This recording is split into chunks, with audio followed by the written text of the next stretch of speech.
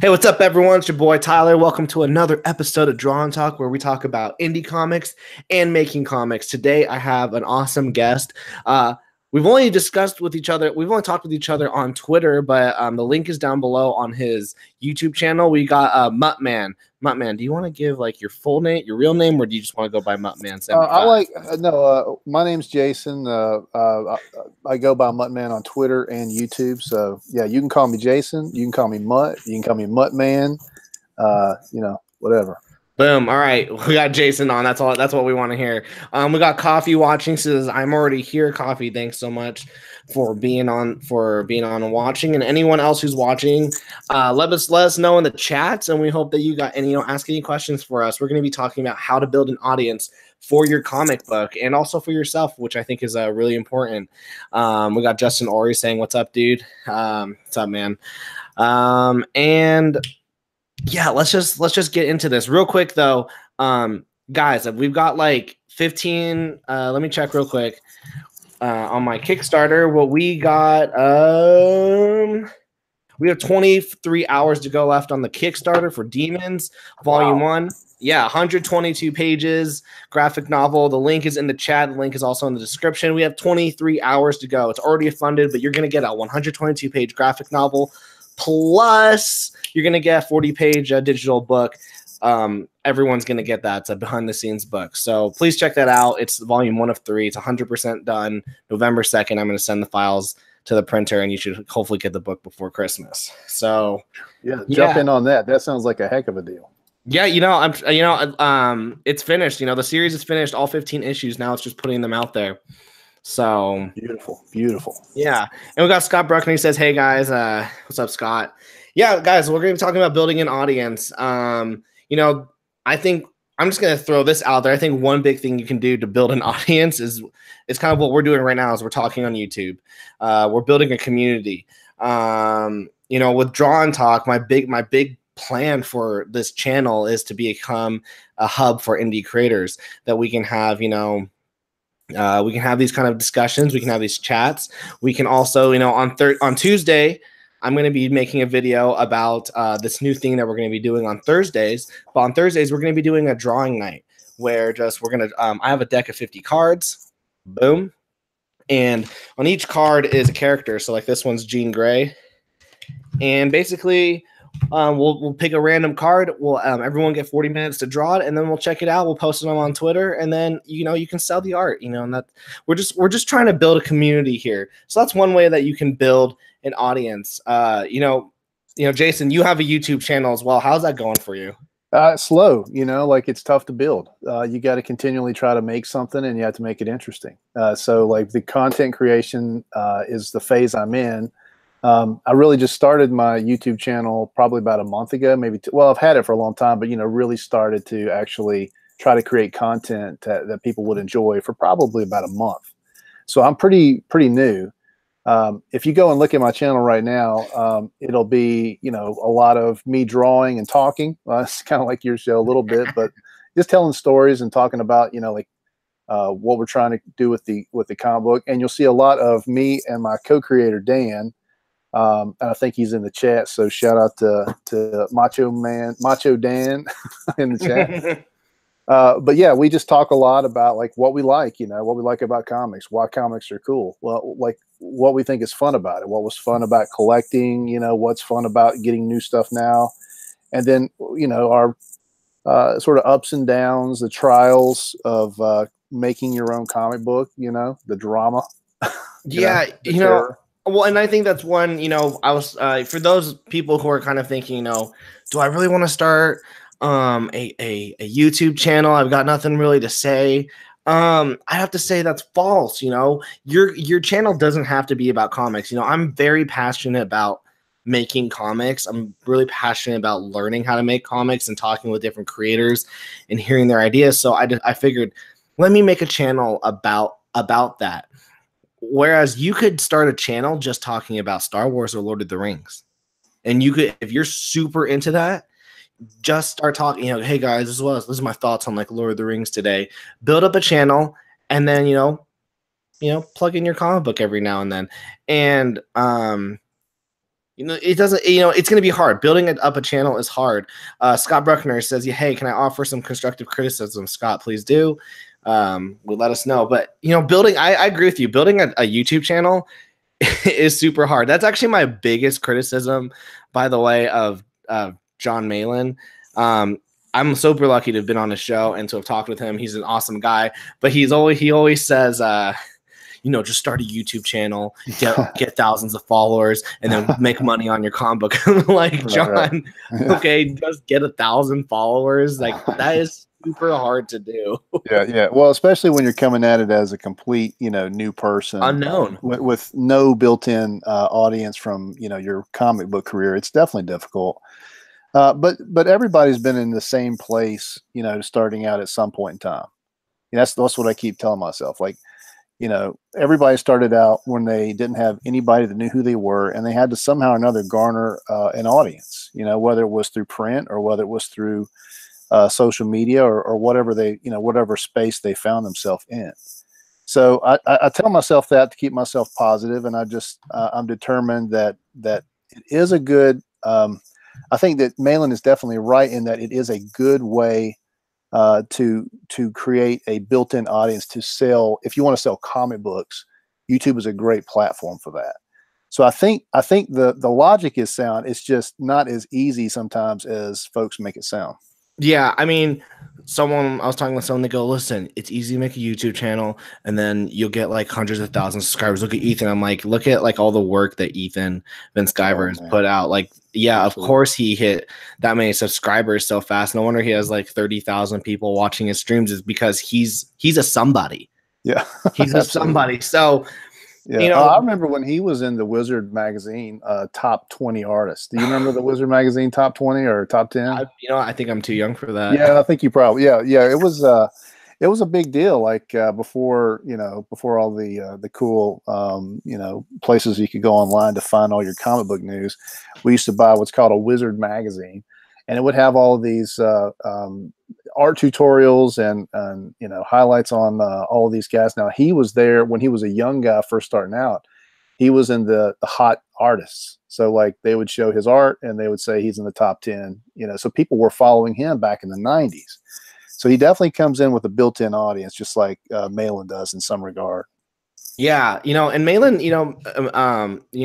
yeah, they had these built-in audiences, but people like you and I, we're growing. We're trying to grow and build our audience. And I talked to a lot of people who are saying, I struggle to build an audience. Hopefully, my plan is with Draw and Talk, those who are listening, that if you can't find an audience, hopefully that you can be part of this Draw and Talk community. So I hope you stick around and subscribe, because we want to boost each other up. I would love to know real quick. I'd love to get your take, because you seem pretty into it. I'd love to get your take really quick on Comicsgate. Is it a positive thing, negative thing? What is your take on it? It's really funny because a lot of Comicsgate, let's see, I definitely am sympathetic to Comicsgate. I would call myself pro Comicsgate. And I think that a lot of what's cool about it is the camaraderie, the community, and definitely the creative juices that are flowing in this community. There's a lot of energy, and there's a lot of new energy. So that part of it I really love. I'm not big on political drama, so that part doesn't really interest me so much. I mean, and they fuel it. They fuel it a lot. Yeah, and I think a lot of people in the community fuel it because that is kind of a part of the brand. I mean, if Comicsgate is a brand, a big part of it is the political dissonance between the right and left. Personally, I lean right, so it's easy for me to kind of fit into the Comicsgate community. Conservative Christian outlook. So that part of it, I can fit into this community, and it's not really a problem for me. I don't feel uncomfortable in this community, but at the same time, I don't necessarily feel uncomfortable in any creative community. Yeah. So, in the indie comic scene, I feel comfortable regardless of where people are coming from. So I'm not a person that wants to be divisive or be to one group and only one group. Let's just make comics. Right on, man. Let's just make comics. But I do think that Comicsgate gets a bad rap in the sense that people label most of Comicsgate as kind of an isolationist type movement. I don't think it is. I think it's a very inclusive movement. You just can't come in and start pushing the wrong buttons or picking fights. If you want to come in and make comics, I don't know of anybody in the community offhand that would be automatically against you, even if you were left leaning. Oh, no. They are, here's the thing. And I've said this before, that I think with Comicsgate, there's probably a couple bad eggs who are very far right. Just like the people that attack Comicsgate, they're probably like the super, like the far left. They're probably like 10%. Yeah. No, and we're just all caught in the middle. Everyone who's sane and normal is caught up in the middle. Right. And I think, at the end of the day, I had John Malin on my show, and then the next day I had Heather Antos, the people they go after. That's cool. And I had great conversations with both of them. And I know that I agree very politically different than Heather Antos, but I had a way good time. I had a much more better time with her than I did with John. But it's not to say that I didn't get along with both of them. Yeah. They're both like great people. Yeah. So let's just everyone just make comics, just have fun. What else? I don't know if you know who Jason Brubaker is. Oh yeah. I've been trying to get him on the show, but it's hard because I do it at night. Yeah. And he has like a very strict rule of like, I only do comic stuff when I work. Right. Yeah. So he's tweeted me like, hey, I'm spending time with my family. So but he's awesome. Well, he had a really good line on Comicsgate, and he said that he was Comicsgate sympathetic, but he doesn't want to align with Comicsgate. And he feels like people that have a political axe to grind should simply just, as you're saying, make comics and just enjoy the art, of making comics and just get along. And he was talking about, I think he put it like, I think he said, go to your room, everybody go to your room and take 5 minutes and chill out, and then come back out when you can, be nice to each other. I don't know. I think that's kind of an interesting way to put it. I think we've got people that aren't specifically on the left who are professional instigators, and they are extremely good at it. And I'm not just talking about the people that are in the comics community, like, some of the more famous ones who, really like to troll the Comicsgate community, but even, a lot of bigger media types, they know how to just push the buttons to make the temperature in the room go up. And well, it's so consistent. It's their job. I mean, I think about, and this is actually, guys, this kind of, I want to tie this into like how to build an audience. Look at like, okay, so you're right leaning. Mm-hmm. I got this. Okay, so did you notice that when during the elections, all of a sudden these people like Ben Shapiro, Milo Yiannopoulos, these like commentators who were like, who knew how to like trigger people on the left, they started building up huge audiences because they knew how to do it. Yeah. And then they made money off of it. Simultaneously, the people on the left did it.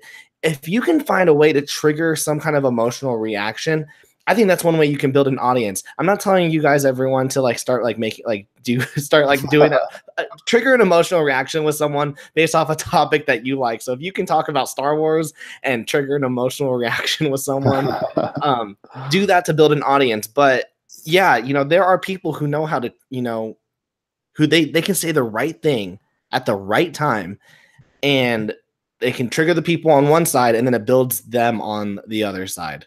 Right. Absolutely. For me, that's not really what I do or what I'm interested in. Same. Yeah. As a creative person, like you're saying, I just want to make a cool comic book. I do really agree with a lot of the criticism toward mainstream comics. It does feel like, as a person who started collecting in the late 80s and early 90s, you know, I think I've seen a lot of the best days of comics come and go, and that part is very frustrating. And so when you have people who understand that and they want to sort of bring the heart of what was great about comics at that time back into current modern storytelling, that for me is very exciting and what I want to do. So that, for more than any other reason, is why I would say that I really feel like I'll line up with the Comicsgate community. But I think that that same feeling of, you know, and same desire is probably more universal than Comicsgate. And when people kind of calm down a little bit, and I think they eventually will, they'll start to see that we have a lot more in common with most people than we have differences. Oh my gosh, go outside and talk to someone, you'll realize you have a lot more in common with them than their Twitter feed. Right. Absolutely. You know, oh, sorry. I don't know what I'm feeling right now. You okay? No, yeah, I'm good. I'm good. You know, I just think my and this is like another reason why I think a lot of indie creators, though, they're trying to like how do I say this, hack into the Comicsgate movement, as in they're like, okay, there's a big movement, let me just jump onto it. Yeah. And try to ride the wave. What I like that you're doing is you've created your own channel and you're trying to create your own book, because you know you can't really write out that wave, I guess. Mm-hmm. You know, one thing for me, my biggest problem with, you know, Comicsgate is that, you know, they talk about how there's like no gatekeepers and stuff, but I think at this point now it's gone so big that there are gatekeepers, that there is a saturation in that Comicsgate movement. We can't, you know, there's so many people saying I'm a Comicsgate book. We can't fund them all, but the big guys who are like the gatekeepers, you know, if you want to talk with Ethan, you have to go through like John, Edwin, all those people before you can talk to Ethan. You know, it felt like a gatekeeper thing to me. So for me, I find it very important for me to create my own community. Mm-hmm. And I don't know, what's your take on that? Well, I think that it's probably, well, number one, everyone's got to be responsible for their own, for building their own audience. And it's not, Absolutely. I don't believe it's because of gatekeeping necessarily, because I think that people are going to gatekeep their own little sections of everything, you know, like whatever your business is, you know, you want to keep your brand sort of free from anybody or any other kinds of things that you don't want associated with your brand, right? Regardless Mm-hmm. of what that may be. So a lot of these guys are starting to develop their brands, and they found that there's energy in the Comicsgate movement, and so they can jump in. These big guys I'm talking about now, like the Ethans and the Malins, and they're doing well, right? But they don't have enough time, energy, and resources to bolster everybody. So then it becomes this thing of where they're like, well, if I can't help everybody, then I probably won't help as many. You know, it becomes very selective, and that does it might feel like gatekeeping, but I don't necessarily think it is gatekeeping. I think it's just a matter of, you know, like a guy, okay, like John Malin let me get on his show and talk about my comic, right? Well, the reason is because he's looking for that content, and I provided that content. Everybody's got what they need to produce, and if you line up with somebody else, then you can co-brand with them. Like my day job is marketing, and I do a lot of creative direction. And when I find a brand that I can use to help bolster my brand, right? Like you want to stand next to that brand, you want to stand close to something that makes you look good. And if there's a brand associated with somebody that I don't want to be associated with, and I steer clear of that brand. And it's all just it's kind of like, you know, whatever your flavor of your brand is, those are the decisions you got to make. Yeah, you know, I guess what I'm saying is like I'm not like hurt about it. Like I don't have any like negative feelings towards it. What I was trying to say, and I didn't really communicate it correctly, which was my bad, is that I feel like indie creators feel like they now have to go through these people in order for them to get their books made, right, and funded. Where it's like, no, you don't rely. You don't have to rely on this movement, which has a lot of fire. I mean, yes, you can. Like, they've helped me. I mean, frick, like Doug TenNapel is the reason why I got funded. My book got funded in 5 days. Wow. Because on his show. Oh yeah, you know, sorry, I didn't mean to interrupt you, No, go for but it. I just remembered that I went on Doug's show. He opened up the show after you, Hmm. and I actually got on his show that day, and it was Oh, just that's because awesome. he just opened up the show after you were done, and all these people started coming in, and I was one of the weirdos that got sitting there trying to click the button to get in, and I got in to talk to him. But I'm sorry, I didn't mean to interrupt you, but Oh I no, you're was on that show right after you, and that's awesome that your book got funded. It was so fun to watch that interview with you because your book was getting funded while you were talking, oh and it no, was really exciting, wasn't it? it was great. I mean, I like left. My wife was like, "Hey, how did it go?" I was just like, I've got funded. We're done. Like, I mean, we're not done, but like, Yeah, it felt so good. And that's kind of, and I understand that and that's where I'm saying, like, I'm really grateful for, like, that community for doing that. At the yeah. same time though, um, I asked myself two questions. Will they back the second volume if I'm not on Doug's show? And did they just get it because of Doug? All right, So that's right. why it's important. You need to build your own audience to You to know, get your. no, I absolutely 100% agree with you, and it's great. First of all, like you're saying, you have to say that it's amazing that these guys can leverage that kind of energy, right? So if you have an opportunity, take it, right? Like we're in this thing to get funded. Our project, the one I'm working on right now, Hero, is going to start on November 5th on Indiegogo, and I want to get funded. I'm not putting it on there because it's a hobby. I'm putting it on there because I want to get funded. And so if I get an opportunity to get on somebody's show with a mass audience, I'm going to take it. If I get an opportunity to talk to somebody on the street and they're interested in what I'm talking about, I'm going to tell them about it. My big thing with that as well, kind of what you just said, and I'm sorry for interrupting you, No, but what you said is you'll just talk to anyone. right. I have you like I've asked creators, like, hey, listen, you want to come on my show and just talk about comics? And they're like, who are you? And I'm like, well, you can check out my channel, and they're like, oh, you barely hitting 400 subscribers. I'm like, yeah, but I'm like having a growing community. I'm just here to boost your book. Let's talk about your book. And they go, nah, that's a waste of my time. Wow. And I'm just Yeah. like, okay, well, like, I don't think your comic's cool then. Like, like, who do you think you are? I think Yeah. you should take every opportunity to talk about your comic, and you don't know, like, who you could meet. I like this Saturday, I went to a comic book store event. Like, four people went to this event. Yeah. And yet I had a girl come in, and she was just like, "Oh my gosh, like, can I read all your comic books?" And I was like, "Yeah, you can. Here you go." And then I had a dude come in. And he goes, "Tyler, I'm the guy that you've been talking to on Twitter." And he pulls out all my books that he ordered online, Wow. and he goes, "Can you sign them?" That's And, awesome. and in my mind, I'm thinking, you know, why am I at this event? There's only four people here. Well, two of those people made my day. Right. So Right. you Right. you know you need to freaking build your audience and talk to whoever you can. Yeah. Yeah, absolutely. And I'm really looking forward to. I haven't had that experience before, and I'm really looking forward to having that experience when somebody comes up and they've actually got a printed copy of my book and they would like for me to sign it. That's a great day, and that's what my next goal is. But I'm at the point now where, yeah, there's no conversation too small. I'm out there. I'll be out there every day hustling, and I know my co-creator Dan. He's a born hustler, so he's going to be out there hustling it every single day on Macho Dan. Twitter. Oh yeah, man, he's a born hustler. You need to get him on your show sometime, man. He's a barrel of laughs. Hey, Macho Dan, follow me on Twitter at Tyler_C_world, and let's get you on.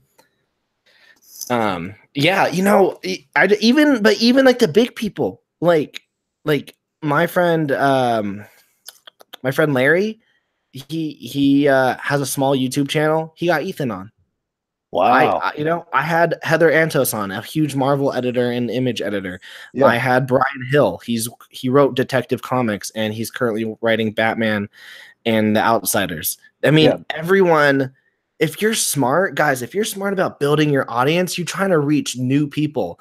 And yeah, we might not. You might reach maybe right now, how many people we got? Right now we have 6 people watching. Maybe if you tell a compelling story enough, maybe 3 of them will buy your book. And you know what? That's 3 new people you couldn't have reached without coming to this show.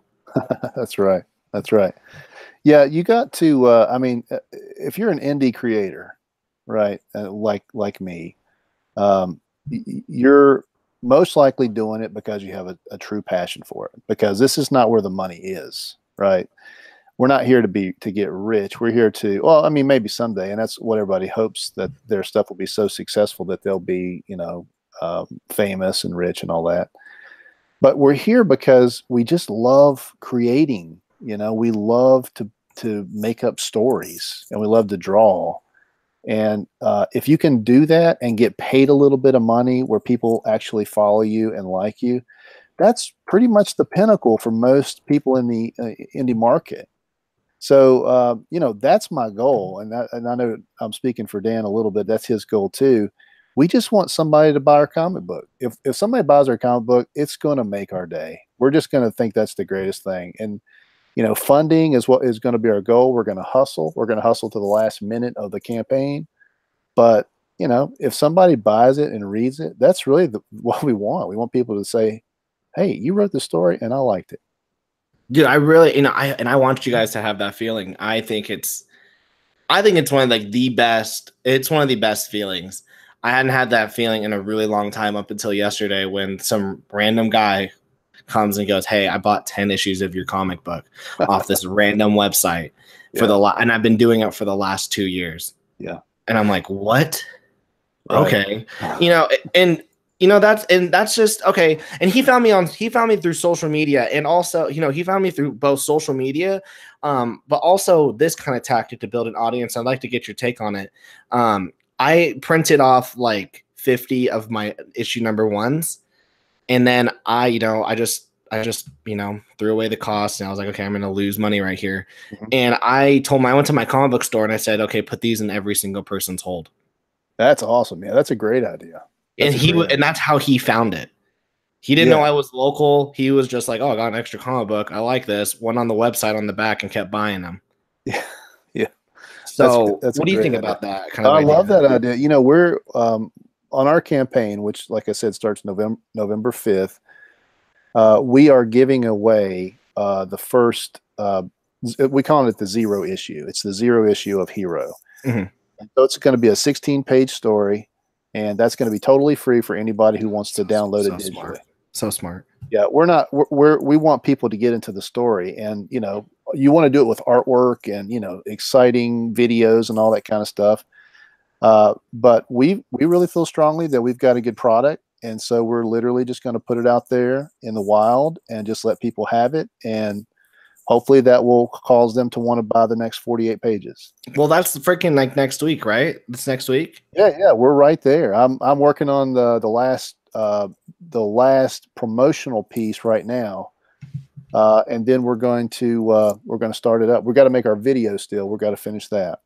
Well, Macho Dan, if you're listening, and Jason, maybe not next week, but the week after, hit me up. Let's get you on. Let's talk about this book. Let's awesome. Talk about Hero. Absolutely. And that's such a smart idea. Give out some, a big thing with today's, environment. Everything is free. If you think about it, I mean, you can go on YouTube and watch anything for free.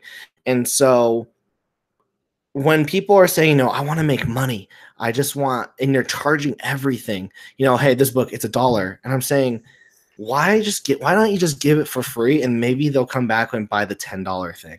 Mm-hmm. You need to, in this day and age, someone said, Tyler, how come you don't talk about your comic book more on your channel? Because if you look at my videos, very little of them talk about my book. And it's because, I'm trying to provide more value than what I'm hoping to receive. It'd be really cool if I received the same amount, but I want to give enough value. So, giving out free stuff, what I did for my Demons campaign, which you can still check out right now, is the first 20 pages are free. I understand it's a 122-page book. That's a lot to, risk on. So here's the first 20 pages. If you like it, back the book. Great. Which, by the way, if you guys want to back the book, I'm putting the link in the chat. Check it out. Hey, and I need subscribers too. So if you want to put my, I think I I'm gave doing you. that right now. I'm bitling it so that it's a smaller link. I found that you can't do it. But Oh, everyone, check out Jason's channel. It's in the link in the description. I'm gonna really quick put it also in the chat. Um, just okay. So what about social media besides YouTube? What other ways are you building your audience? Yeah, Twitter, well, yeah, Facebook. I'm Twitter right now, mostly Twitter, and I'm going to move to Instagram pretty soon with a book specific Instagram account. I, Okay. I I'm trying to build a genuine audience, and so I'm actually doing this in a way where I'm not really I'm not even letting some of my family know and my some friends, people that might back me because they know me and like me, right? Or because I'm a family member, they love me or whatever. That's nice, but that's not what I'm after. I'm after a real audience that wants the product I'm creating. So what I'm trying to do is actually create a buzz and get this book out there in a way that's not sort of like milking my local cows, if you know what I'm saying. No, this is. I was gonna make a separate video on this. I still am, but I'm gonna bring it up here. You want genuine fans.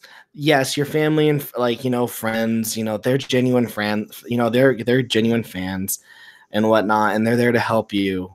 But you want like real fans. Something I've noticed on Facebook is that a lot of creators try to get creators to back their books, which is fine. I've backed plenty of creators' books and some creators Sure. have backed my book. But at the end of the day, there is an untapped pool of people who are just comic book fans. They have no desire to create. They just want to read. Yeah. And you need to find those people. They're out there. How you reach them, though, is, that's No, the well, question.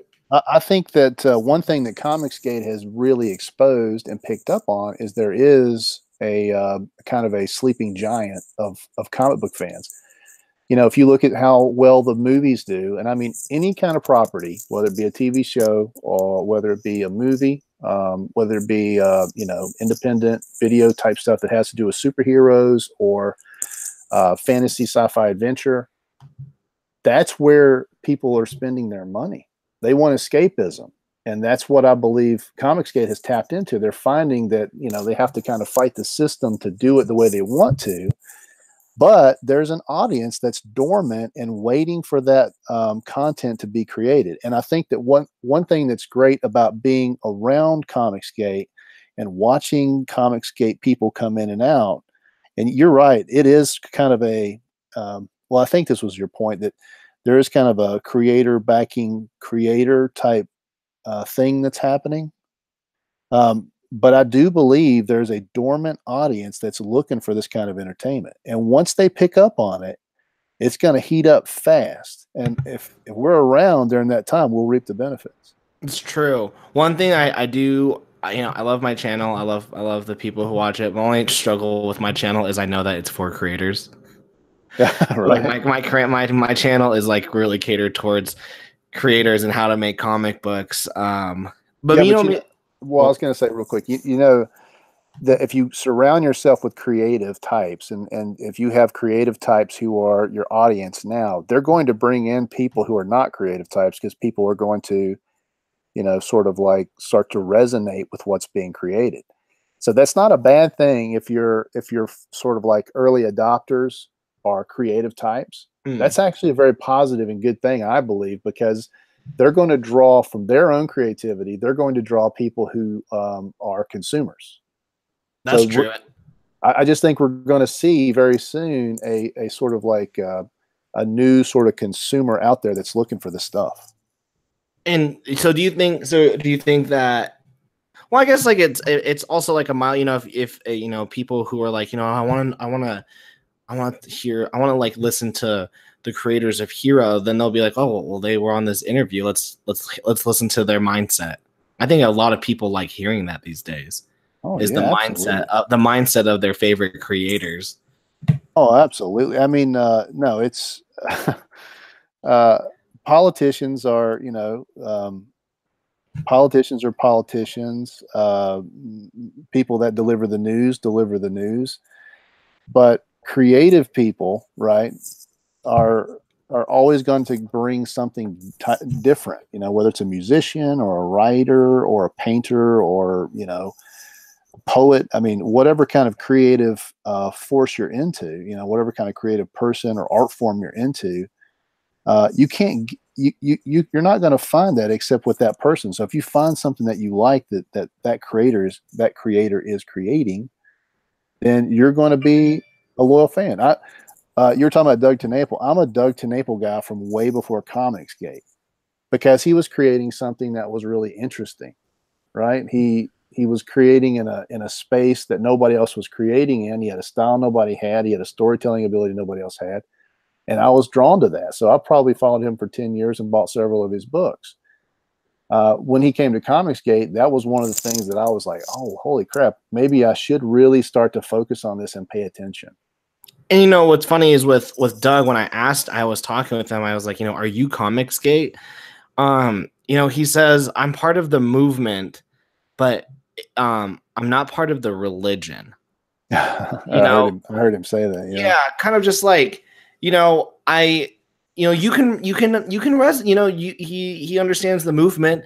He understands what it's done. And if anything, this is what I find kind of crazy, is that he tweeted out, he said, you know, I got 5,000 extra subs in the last 4 months just by doing a live show every single day.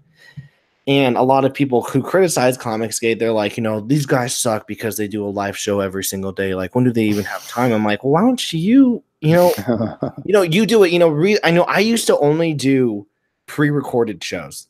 I'd pre-record them. Like, we would be having this conversation. I'd pre-record it. I'd edit it, and then I would put it on to my channel. What I've noticed is that, you know, people like the live environment. People like hearing something live. They like to be able to comment. And it's very raw. Yeah. My subscribers went up in 200, like in the last like month and a half. That's fantastic. Just by doing this every day. I'm very tired. I'm very tired. But you know, if you're seeing someone do something successful, you should probably do it as well. Well, I don't think it's any mistake that you see somebody like Doug TenNapel that's a part of the community. He is a guy who has pitched in Hollywood. He's got lots of stories that he's had optioned. He's had lots of shows. He's an award-winning type guy. And he thinks that this is the environment to be in. So that should tell people something right there, you know, that when you have somebody like that, and Ethan Van Sciver at that level, John Malin at his level, a lot of those guys, I think John Malin's the kind of guy who got into it as almost like a middle finger to the industry. Yeah. But other people are being drawn in from outside at different places. And I think that seeing that phenomenon is a much more, actually, it's more of a good barometer that this is the place to be. It's like a cool, how do I say it? And once again, like, guys, this isn't a political show, but I just want to, like, I'm just going to point this out. On one side of the argument, you have just people shit talking the whole time and complaining. Yeah. On another side, you have another people who are kind of doing the same thing, but they're bringing solutions.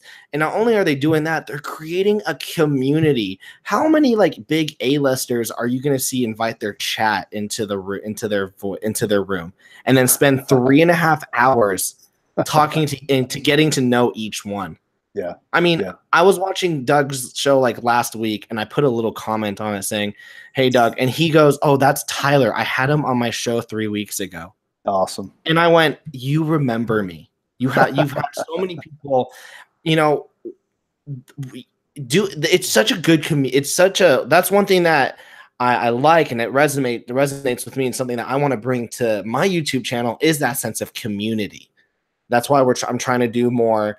You know, live drawing sessions on, you know, we're going to start doing that on Thursday, where we're just going to be like, hey, here's the link. Everyone who wants to get on the video, we're going to draw for 40 minutes. And then you can also do it on the side. Let's build a community. And that's one thing that I've learned from Comicsgate. I'm not in Comicsgate, But I've learned, hey, you know what? Instead of complaining, let's make a solution. Let's build a community over it. Let's have a good time. So you don't identify then. I didn't mean to bring it back to that, but you're good. You don't identify as a Comicsgater.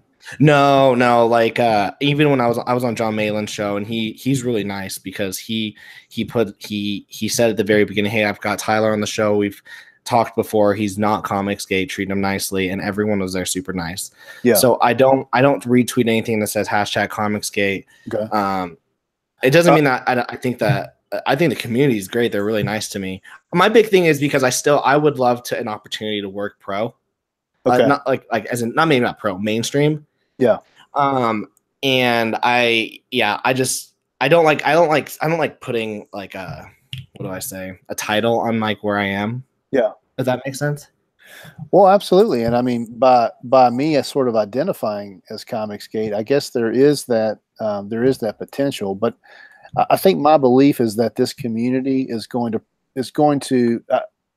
I believe there's some truth to the fact that the beginning of this community was a consumer revolt. That's a very positive thing, okay? Because there's a section of consumers whose needs are not being met. I feel like the product that I'm creating fits what they want, right? So when I identify as Comicsgate, I'm identifying with a market that I believe I fit into well, and I feel that the brand of comics that I want to create fit into well, and I can find and develop a community. Now, do I want to isolate myself and only if you're Comicsgate, you can buy my comics. If you're not Comicsgate, I don't want you to buy my comics. Absolutely no. If your money is green, I want you to buy my comics. I don't care what your politics are. I don't care what your social situation is. I don't care if you like me on Twitter or not. If you want to buy my comic, I'm going to sell you my comic. And that's the thing. Just when you're building an audience, and that's another thing is I don't want to give people the feeling of alienation. Like, oh, he's Comicsgate, so I either have to align with him or hate him. Mm-hmm. I just want to be the guy who's like, oh, that's Tyler. He makes good comics. I want to hang out with him. That's really my only thing with it. Like, I don't, I've got friends on both sides, and we've talked about it, and they don't care. Right.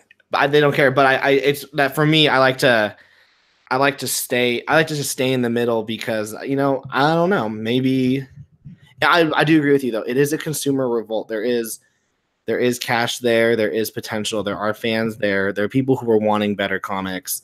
Mm-hmm. I want to give them to them, but also kind of like bring them back into like mainstream one day. So you kind of want to heal the mainstream, so to speak, not heal, but you want to change it to kind of, do you agree with the Comicsgate opinion of mainstream? How it like sucks? Yeah. I'm very picky on my mainstream comics that I read. I don't like being told what to do politically. Yeah. So that basically eliminates like 90% of Marvel books. Right. I read mostly like Batman. Yeah. I'll read a lot of Image titles, which are basically indie, like really good indie, but like really like well professionally marketed indie books. Right. I do agree though. I agree with the fact that I was talking about this on a stream the other day, that I agree that the industry has pushed away its core fan base, and because they want to have these new opinions, which I don't care if you have an opinion. I don't care if you're left wing. I don't care if you're right wing. Don't put that into my Batman story. Right. Don't have Batman punch you and Joker going like, oh, this is what's it called? A microaggression. I don't want to see that. I don't want to see that word in my comic. Now, if you want to create an Image book that's about that, go for it. And my view is I want you to make that left wing book. I want you to make that right wing book. I want you to put all your politics and your opinions in it. I want you to do that. What I don't want you to do is to complain about it when the free market decides that they didn't want it. Yeah, right on, man. Absolutely. Sorry, I didn't want to get all political and serious on everyone. You're speaking my language. That's exactly right. The free market will decide, and when you see Marvel sales the way they are, I mean, and You know, some months are better than others, but you know, you see what they're facing, and it's pretty obvious to most consumers who've been you know, along the ride for that brand. It's pretty obvious what's going on. You know, so yeah, the free market will decide, and if if there's a great thing about something that that brand has decided to go away from, and other people decide they can pick that up and tell those stories like they used to tell them, that's a great opportunity for some for picking up a great audience, a fun audience. Yeah, you know, if I can be that person who's like, hey, that's Tyler. He's gonna try to make mainstream comics great again. MGM. I don't know. But you know, that'd be really cool. That'd be really cool. And you know, I just don't one thing I didn't like, that and it's what like had me like go over like I want to like let me like explore the whole Comicsgate thing was, you know, you'd see creators on the left saying, oh, like Marvel sales are low on this comic, and they're just like, it's because everyone's racist. And it's like, I just didn't buy the book. And you know, it's just like, you know, I didn't buy the book. You know, one thing I was a writer for my newspaper at my school, and I got hate mail every week because I wrote very right-leaning opinions in articles. Right. And you know, people are saying, you know, Tyler, you're racist, and it's like, well, that's, you don't know me. Don't. That's my biggest problem is blanket statements. Yeah, you know, absolutely. and that's kind of why I don't want to join. I don't want to be like, I'm Comicsgate, because unfortunately there is a blanket statement on Comicsgate that you are a racist, and it's not fair. It's completely not fair. Those people are so nice. And for me, but it's also for me as well, I feel like the left is also sometimes marketed as just SJWs. And I know that's not true as well. Yeah. Although it seems like it. It's not there. So I don't like to blanket statement. I just like to stay, you know, hey, this is Tyler. I want to make, you know, comics. Right. And I want to showcase, I know another thing is I want to showcase other people's comics. Like, you know, I'm watching you draw right now. Everyone else is, guys, this looks like a really cool book. Is it going to just be in black and white? Is it going to be colored? No, these pages are going off to color tonight as soon as I get this page done. It's exciting. Like, I'm not, you know, politics, they just get me angry these days because I don't think a solution is being made. My thing right now is just, I want to make good comics. I want to create good stories. I want to surround myself with good people who are making great comics. Yeah. And I hope that as I help them, they help me, and, you know, we all build each other up. Yeah. One thing that we you kind of are tiptoeing on it right now, but one thing that I've realized is that a lot of the consumers in this in the Comicsgate movement, they're buying you as much as they're buying your comic book, and now that's kind of a two-edged sword, right? Because in some ways, I just want you to buy the product I'm making. I don't really want you to buy me as a person, right? But one thing that's come out of this movement is, like you were talking about, the accessibility to really creative, high-end people, right? People that are at the top of their game, people who are well-known and famous. When you have access to those kinds of people, and they're letting you into their living rooms and showing you the pages they're working on before they even go to print. I mean, as they're doing it, the creative is happening right in front of you. You're seeing like, oh, maybe I should do this. Maybe I should do that. You're a part of it. That is absolutely giving people the urge to buy. So they're spending their money not just on the end product, which is what they've always done historically. They're also spending their money on that relationship and being on the inside with that creator. So you are kind of selling yourself. And that's why YouTube is the platform that these guys are all using. Oh, yeah. Well, one thing I'm really passionate about is not really branding yourself by your book, but branding yourself by yourself. Because, you know, I correct me if I'm wrong. I don't think Hero is going to be the only book you work on. I think. Yeah, no, I mean, I think Dan made the comment the other day that he probably hits me up with a new idea about once every week. So, you know, you know, and you wouldn't want to make a channel that's just about, hey, everything Hero, and then You bring in a new property, your fan base is like, yo, we don't care about this. We want Hero. Right. Whereas if you right. built it on yourself, they're like, well, yeah, tell me this new creation that you've made. Absolutely. That's a big thing. That's a big thing for me. And I agree with you on, that's why YouTube is such a good place to do it, because you can voice who you are. I mean, people know who I mean, you kind of become a character. People know who I am. People know I like Batman. They know I like making comics. They know that I'm a little quirky. They know I love my wife. They know that she sometimes is laying down by my feet sometimes during these streams. Like, those things. Hey, babe. Sometimes these things, that's just how they go. And that's how you build an audience, and, for me, I have a plan. It's on my 50th episode, I made a plan to show everyone how I was going to get into mainstream comics, and doing these live shows is part of that plan to become pro and mainstream, hopefully in like a year and a half or two. Well, tell me, what is your end goal? I saw that video. So your end goal is to work in mainstream. Now, what do you consider mainstream? Either like Marvel, DC, or Image. But here's the catch. Is hopefully I build this audience. So I want to, first off, I have 3 volumes of Demons that I need to get out, starting with this one. I have another graphic novel called Entity. It's 5 issues. It's a sci-fi. I got to get that out. And then after that, I have one more comic called The Hardline. It's a 6-issue graphic novel, and I need to get that out. Right. So once I have all those books out, I'm going to crowdfund every single one of those next year. It's going to be a busy year for me, guys. Wow.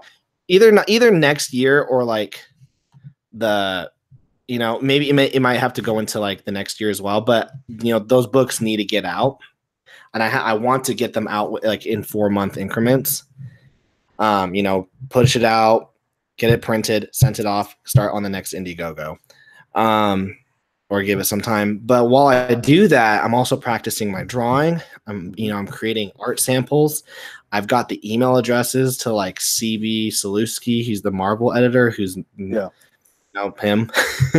And, he has an open email.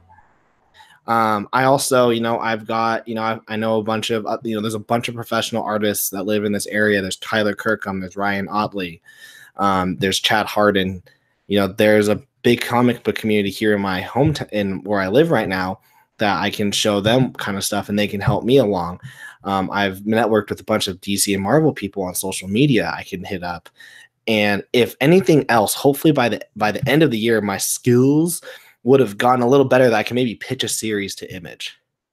And and if that doesn't even work, I don't even care, because hopefully by the end of the year of next year, I will have built an even bigger audience. I will have built a bigger community. But I just want to have like a focus, like a goal, so I can keep hustling every single day. Cool. Yeah. But that's a great idea. I mean, like, it sounds like you know where you're going and how to get there. So that's like 90% of the battle right there. If you can just be consistent and stay with it, you will get there. Yeah, that's great. It's definitely hard. I was telling someone though, they go, well, do you really want to stay in the mainstream scene if you got into it? I'm like, no, I'd be there for like 3 years, get everyone to know what my YouTube was, and then I'd bounce.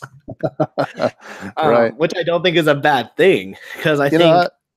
Well, go ahead. Sorry. Oh, it's just, we live in an age where you don't need the mainstream anymore. But I think we're in this weird shift where the mainstream is still relevant, but the indie is about to push it out. I don't think we're there yet, but I think we're super close. And I think in the next 2 years, the mainstream will still be there, and it will last maybe for another 2 years, and then it will be gone. And by that time, it will have bounced.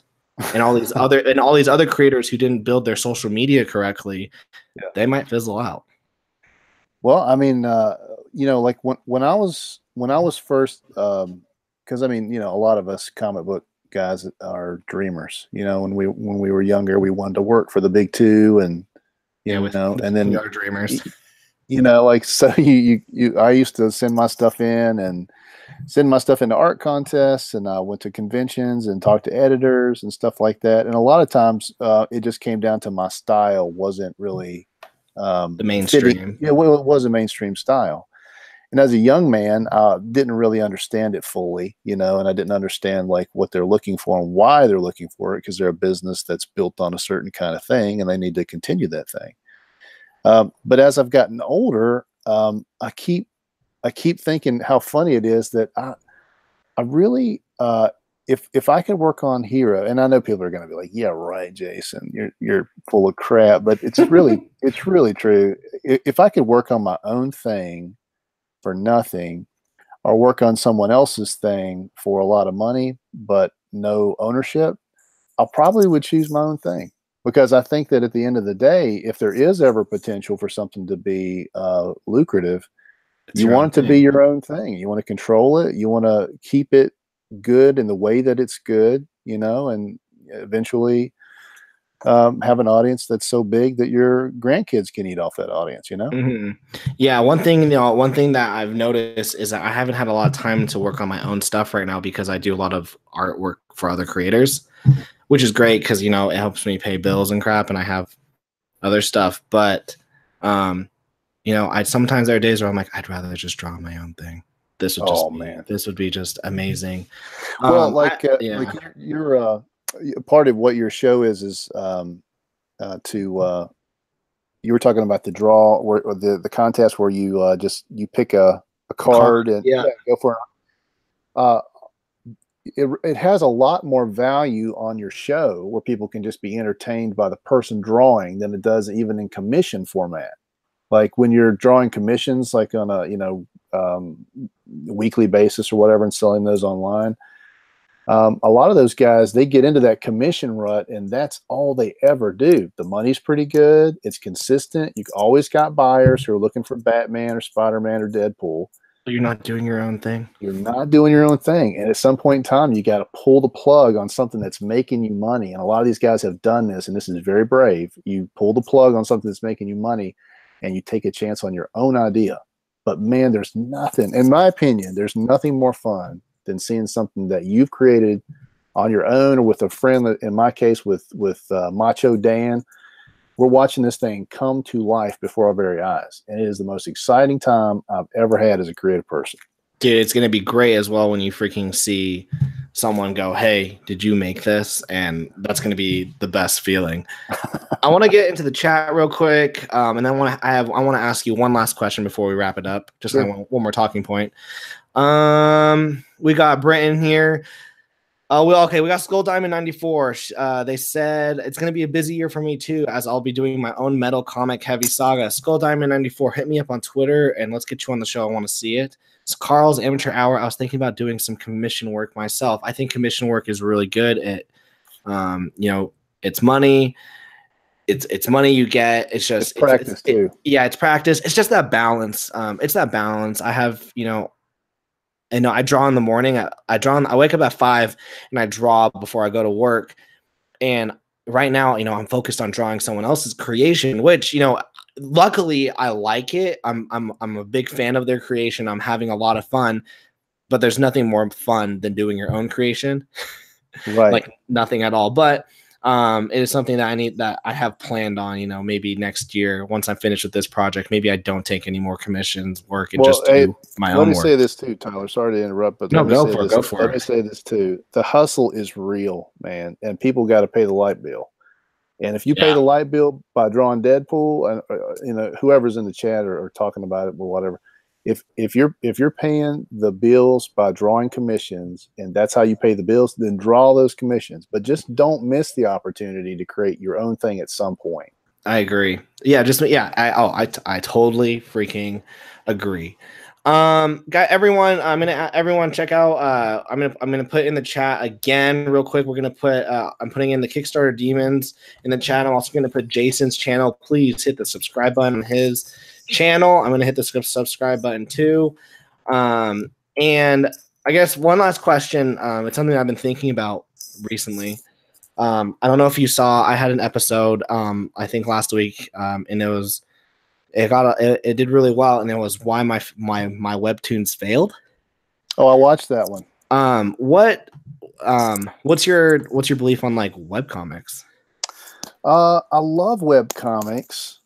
Let me gauge my answer, because Because here's the problem. I'm a print guy. I mean, back in when I first started collecting, the fun of collecting is you have an actual book in your hand, And right? you feel it. You can feel it. You Feel turn the it, pages. smell it. There's Oh my nothing God. better than that you turn the page, like that suspense moment on that final panel, and you have to turn the page.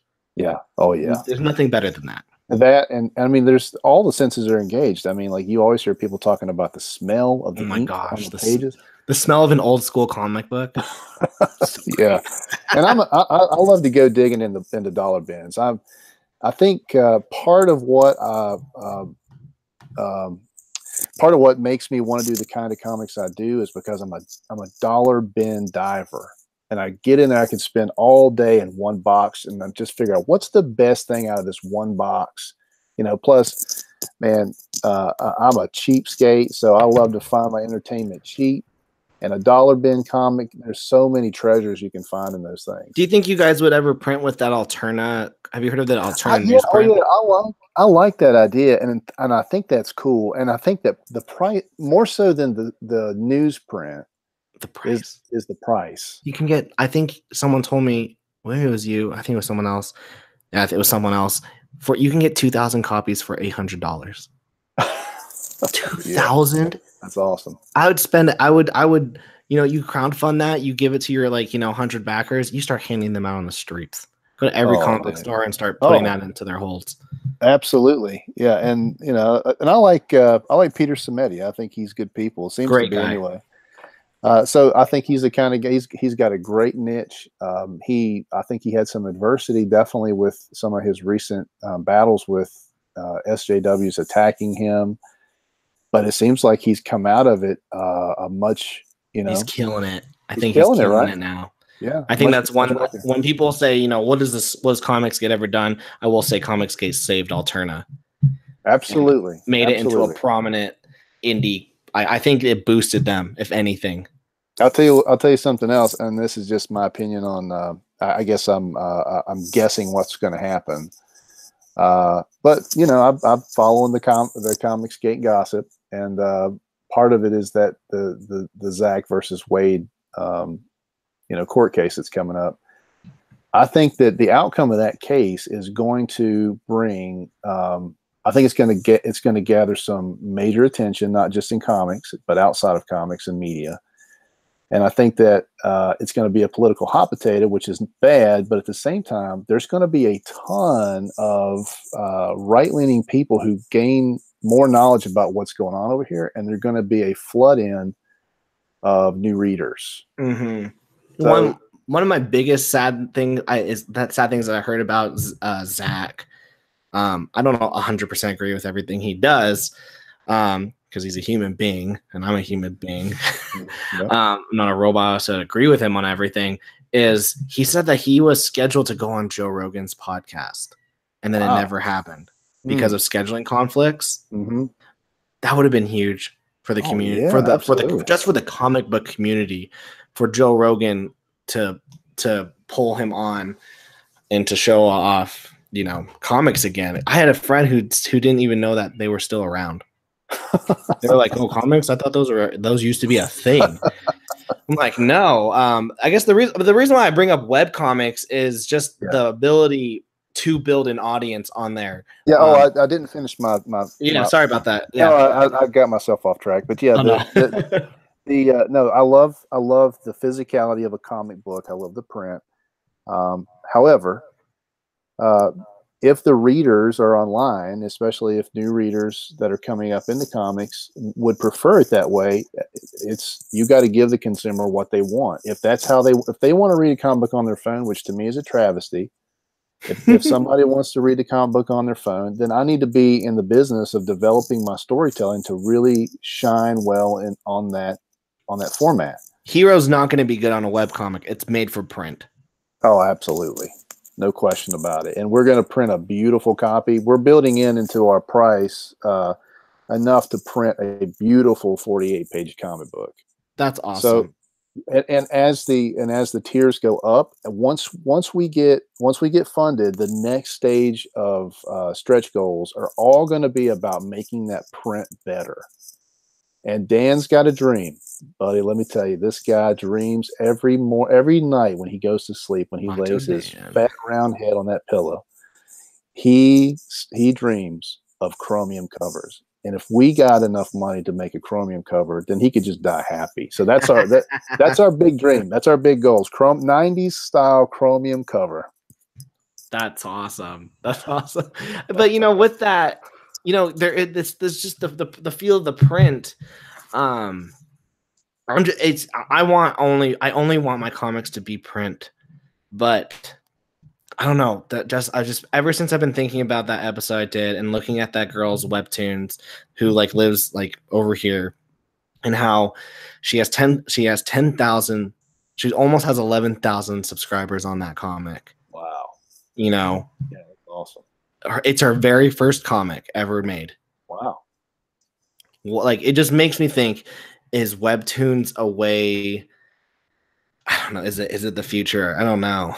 It could be, and like I said, I mean, you have to be adaptable enough to put your book into the form. But look, if you've got enough subscribers, right? Like if that's the format and you've got enough subscribers, then you're making enough money, then you can get it printed too.